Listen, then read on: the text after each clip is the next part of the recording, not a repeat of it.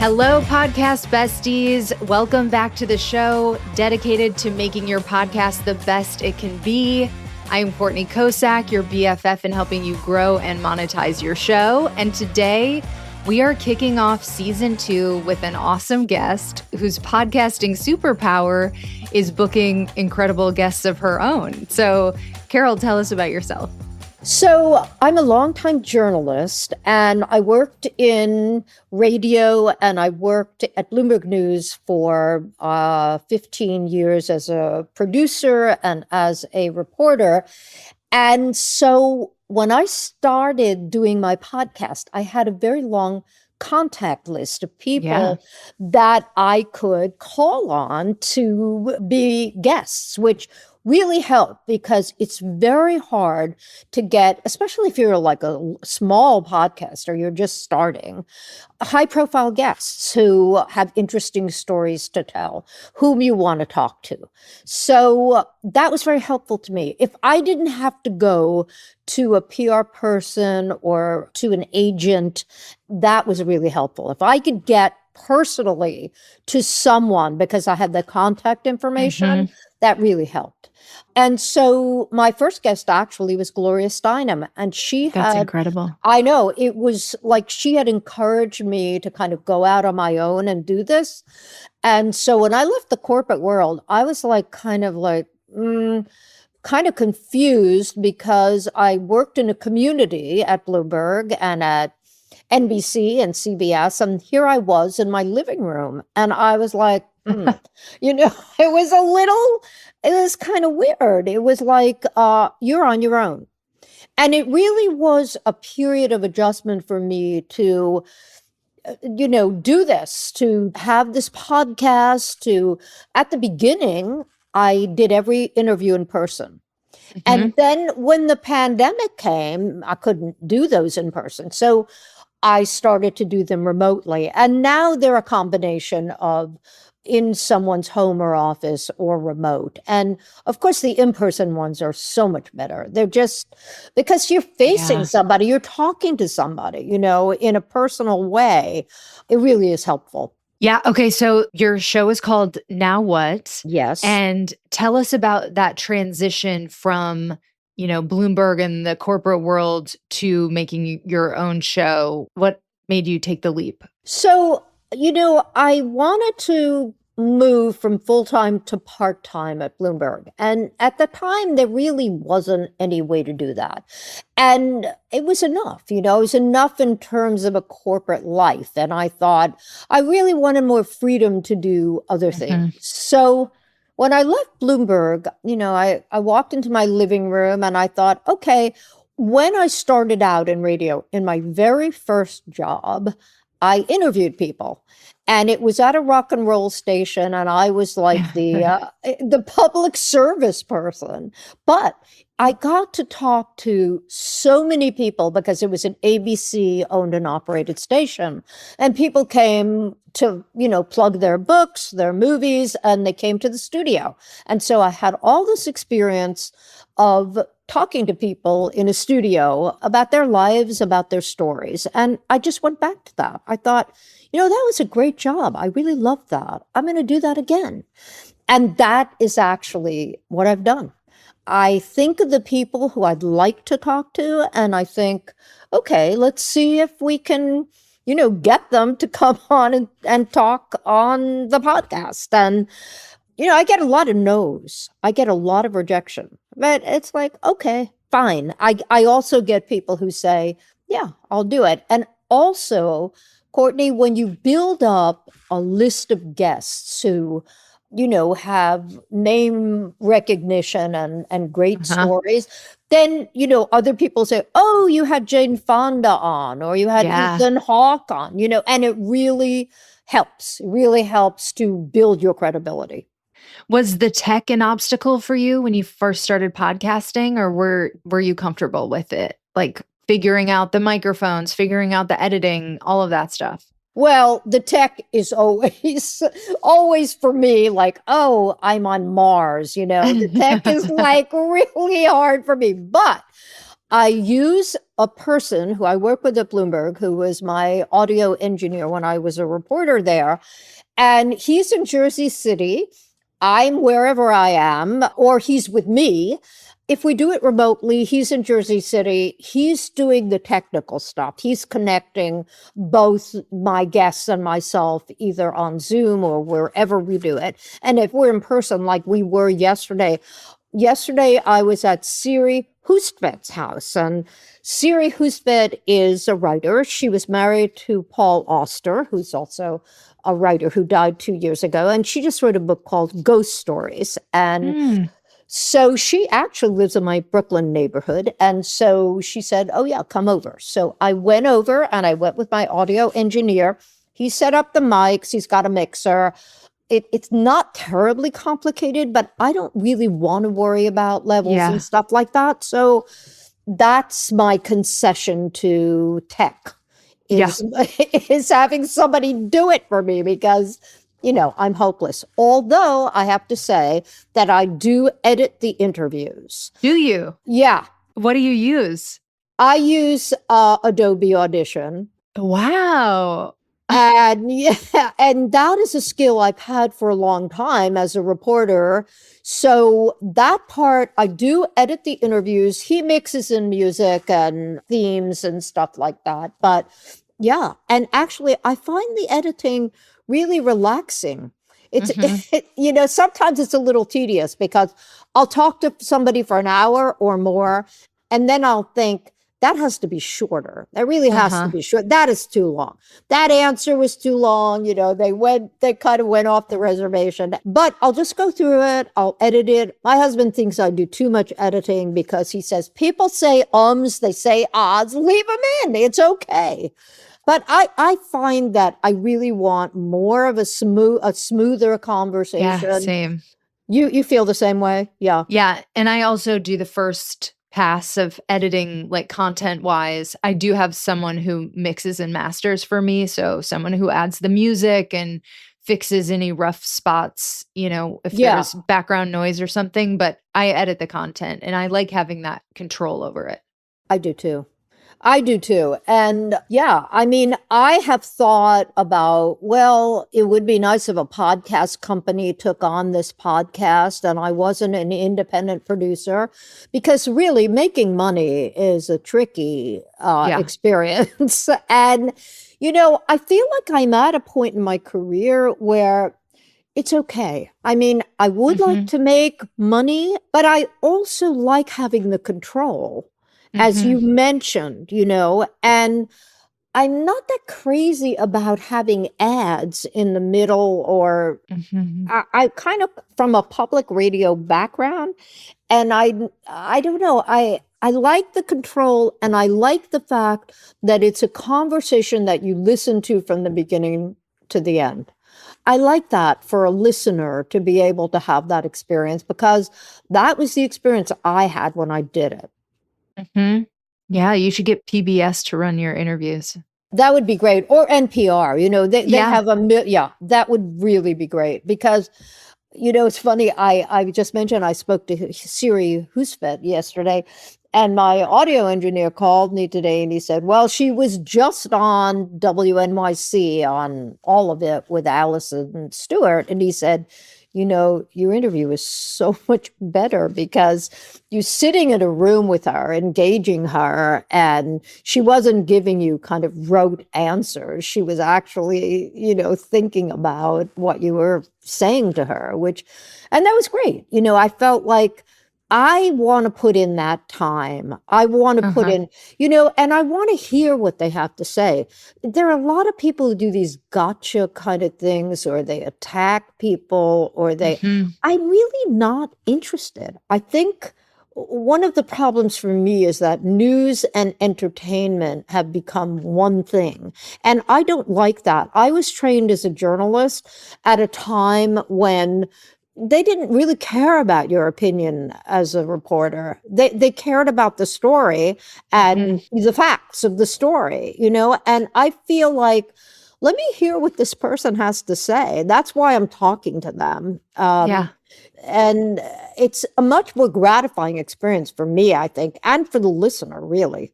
Yeah, you're a great interviewer. We're going to get into that. First, you mentioned, the rejection involved, and I'm curious if you could estimate like a percentage.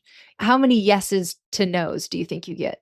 I think I probably get, out of 10, I think I get 6 no's. I'll say Oh, maybe 4 people will say yes.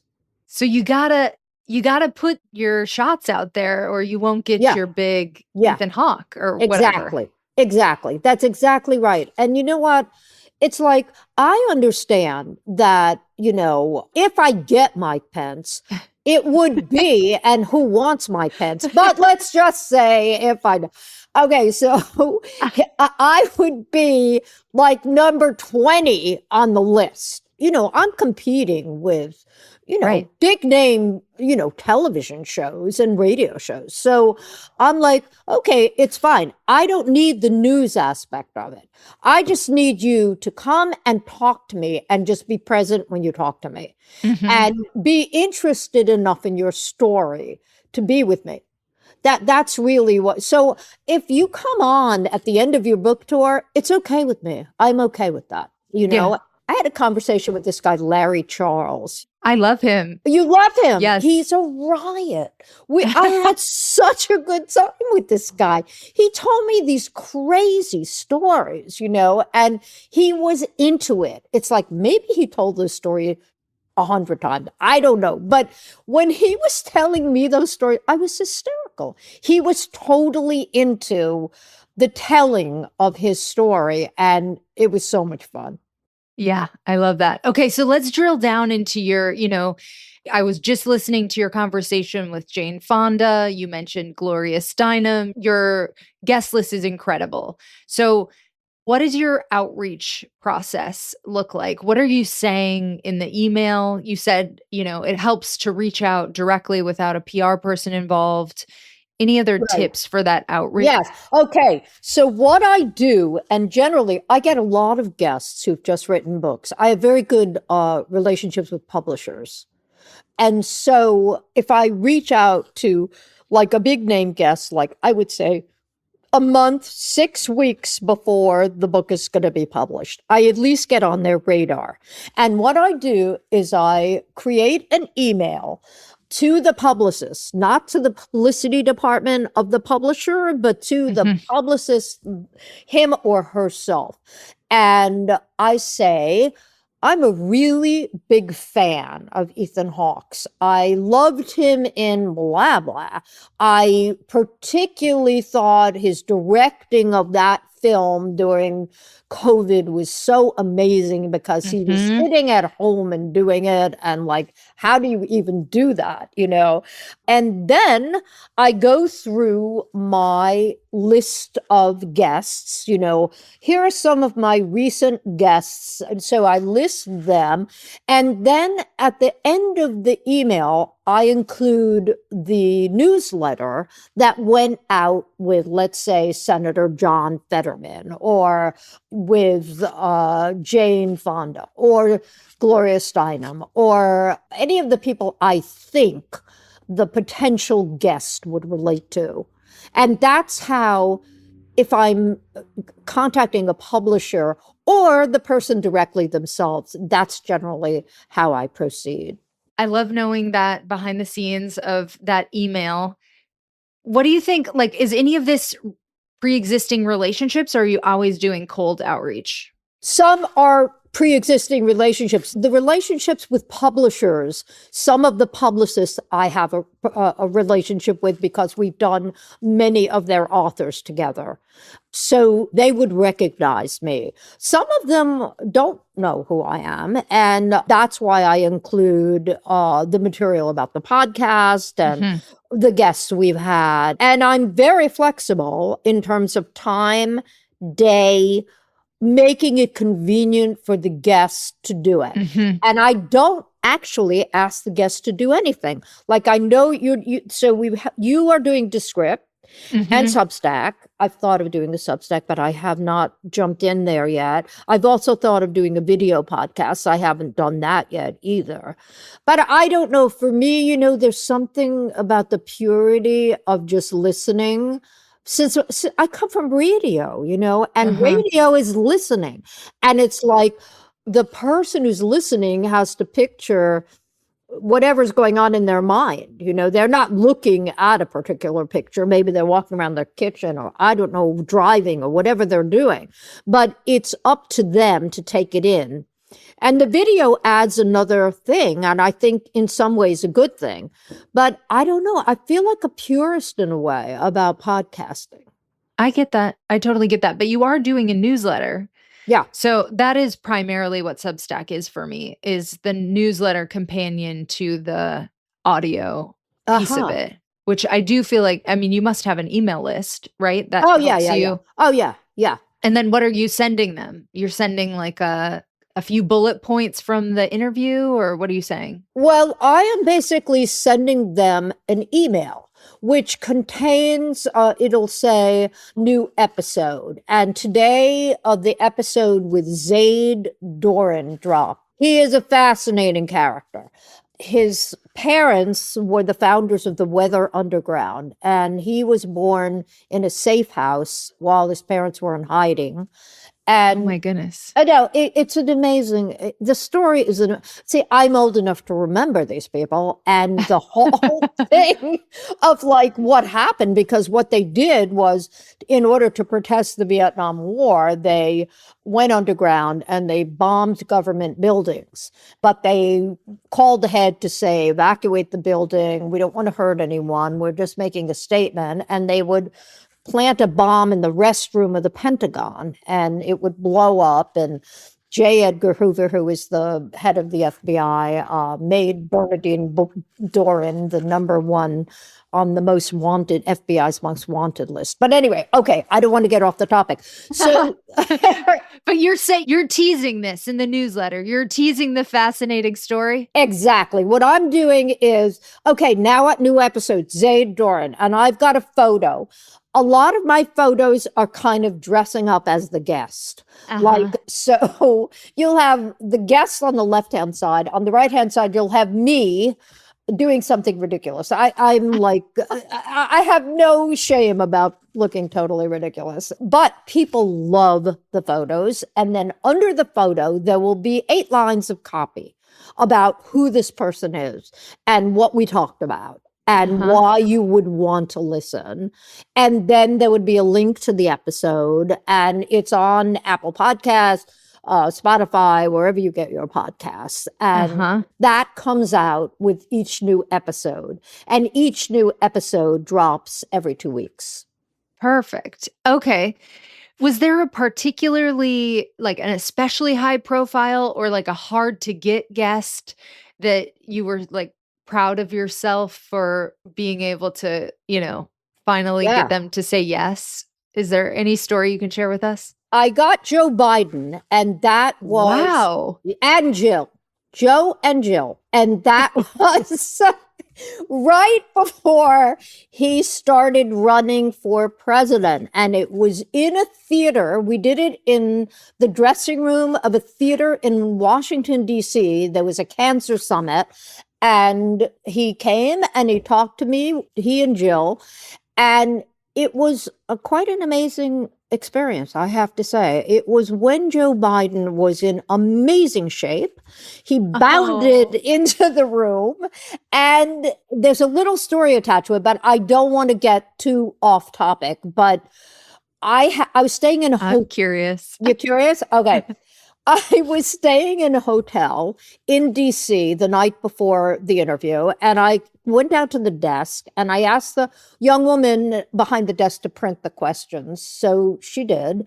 And after she printed them, she came running over to me. I was at the elevator and she said, "Miss Zimmer, are you interviewing Joe Biden?" And I said, "Yes." And she said, she was like 25, 26 years old. She said, "I love Joe Biden. I think he's so genuine. And would you do me a favor? If I give you my cell phone number, would you call me after the interview and tell me how it went?" And I said, okay. So I take her cell phone number. I go to the interview. Joe Biden comes into the room, and this is who this guy was. I told him the story, and he said, oh, well, let's call her up right now and see how she's Oh my doing. God. And he takes the cell phone. He calls her, Mary, this is Vice President Biden. I just wanted to find out how everything is. And he went into this 5-minute conversation with this woman behind the desk in the hotel. She was like, she couldn't believe it. And at the end of which she said, this has been the best day of my life. That's how you win an election, okay? Yeah, that's how you. That is right. That is how you win an election. That's right. And that's how we started the interview. And it was memorable. Let me put it that way. Incredible. How'd you get the yes? Well, now that's I was actually working for CNN. After I left Bloomberg, the CNN hired me to do a series about cancer. And I approached Biden's press secretary to do this as part of the series. Okay. Which he did. And then which at the time he knew it was also going to be part of a podcast once we did the interview. But it was initially through CNN that I wound up talking to him. Okay. Gotcha. Yeah. How do you prepare? You've got these big guests. They've been interviewed a lot and you want to put your best foot forward. How do you prepare for these interviews? I do a lot of research. I know there are people, I know Mark Maron used to say, oh, I haven't read your book, but, and I would think, oh God, I wouldn't say that. I wouldn't do that. I mean, even if I hadn't read the whole book, I wouldn't say, oh, I have no idea who you are. Like, what do you want to talk about? I agree. Yeah.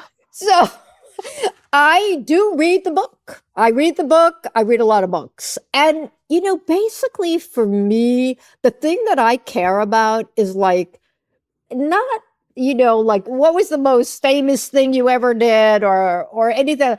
I really kind of know what makes these people tick. That's really what interests me. Like, okay, when that happened to you, did you just say like, why me? Did you just like, or are you like more of a glass half full kind of person? I'm kind of interested in like how they react to certain things that happen to them in their lives. What their real dreams are about, not real dreams like when they go to sleep, but like what they're feeling in the world, what they want to accomplish, what is closest to them. I had this great interview. Gabriel Byrne, he's an actor. Love him.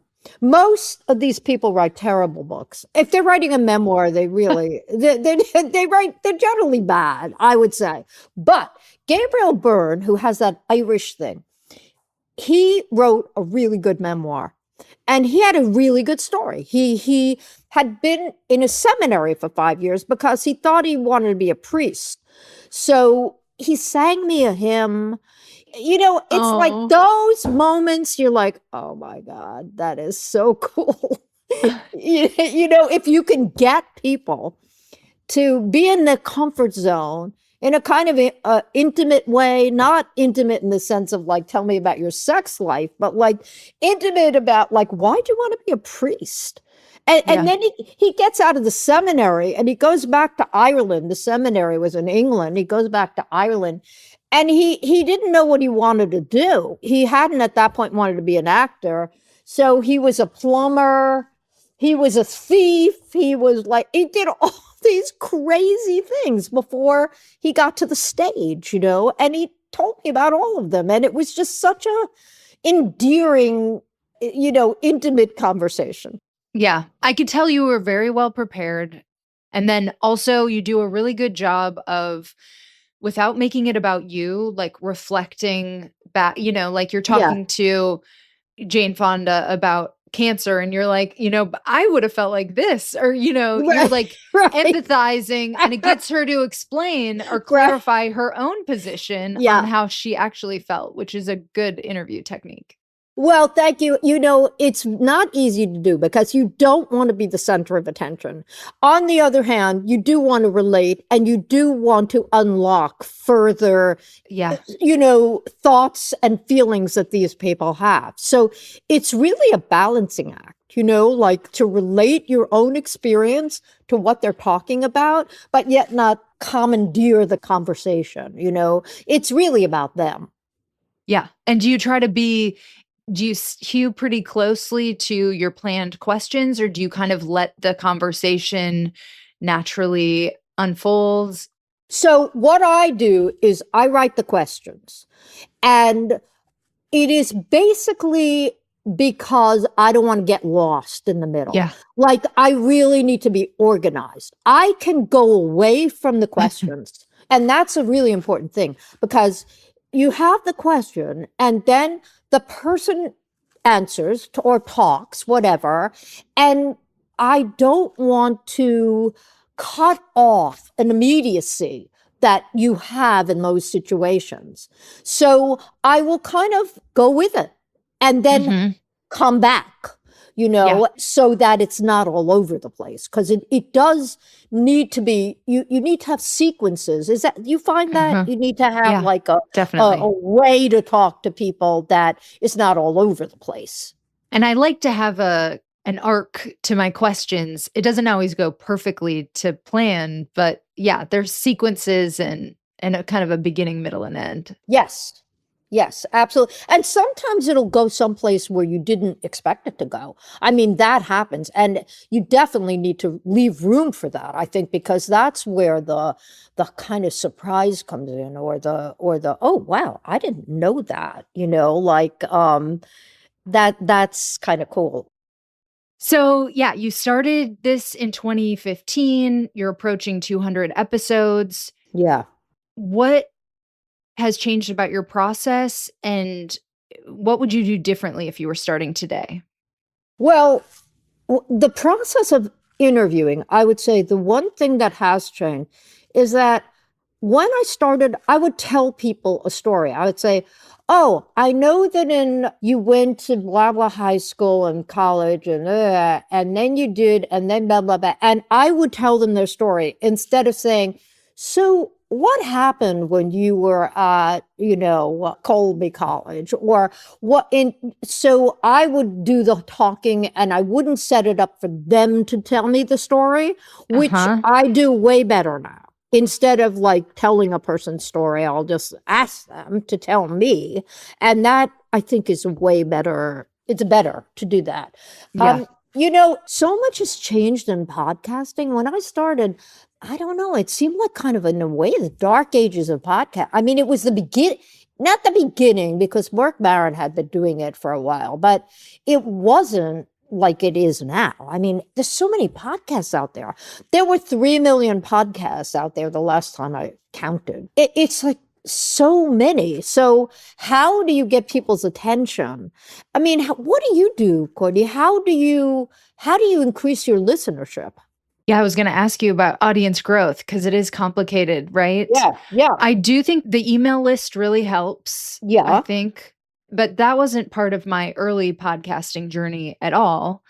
I didn't even realize you needed an email list, but you do because you're dependent on people coming back to your RSS feed and you want to be able to tell them to go to the RSS feed. right. And so, I mean, that's kind of the biggest one for me. I don't have all the answers, but it's also about consistency, showing up at the same time on your regular cadence so people Yeah, get in the habit of listening to you. yeah. Is there anything that you do to tap into these high profile guests to spread their episodes? Well, I try to get them to share on social media. That's an important thing. I mean, some of them say they will and they don't, and some of them do. It's like I never made it like a requirement Mhm. of talking to me, but I definitely appreciate it when people share it because that broadens the audience. I'm on social media, or I have somebody who helps me post. I write the posts, but she puts them out. But I have found it very difficult to really expand that base. Mhm. I don't know. I mean, have you found consistent growth in your podcasts, in your episodes? I have 3 podcasts. So, Uh-huh. the smaller one is definitely growing. The one that I've been doing for the longest is very steady, very consistent, and it's my biggest one, so I'm glad that those people keep coming back. And then Yeah. Podcast Bestie, this podcast is kind Yeah. of in the middle, and because of the email list, there's, like, over 7,000 people on the email Uh-huh. list, Uh-huh. and the growing that email list really helps Yeah. grow the podcast. Yeah. Yeah. That's a good number of people on the email list. I should pay more attention to it. Yeah. I think that's good. And do you do a lot of social media? I don't, but you know what? Substack is kind of there's embedded social media. So I feel like if you moved your email list, my one tip for you Yeah. would be move your email list over to Substack, Uh-huh. and then you can email from there. You don't have to move your podcast hosting to Substack, just your email list. Uh-huh. And then you can, recommend other people. They can recommend you, which will help grow your email list. You can post on Substack Notes, which is like a social media version of Substack. There's a lot of like growth mechanisms that are on Substack that would help you grow your email list, which would probably help you grow your podcast. That's a very good tip. I appreciate that. You've been happy with Substack. Yeah, there are some people that complain about, oh, they let Andrew Tate on or whatever. And I'm kind of Yeah. like a free speech maximalist. So I'm like, I don't think we can deplatform everybody that we disagree with. And there are a lot of bad social media companies, and I don't think Substack is the worst. So I'm Yeah. very happy with the product, and I don't have a critique on the leadership really. So that's where I stand. Yeah. Okay. Well, that's good to know. That's really good to know. I'm going to make some changes like that. I think those are good suggestions. And I've just been like, I've been having a good time. I've been, Yeah, you I'm know, glad. if you don't have a good time, you shouldn't do it unless you're making a lot of money. That's what I think, right? That's the perfect sentiment to end on. So thank you, all the besties, for tuning in. We have a special bonus question that is just for paid subscribers. So we're going to end this video. And Carole, I'm going to see you on the other side. And for more Podcast Bestie, you guys can subscribe on Substack and become a paid subscriber for the juiciest tips. Bye.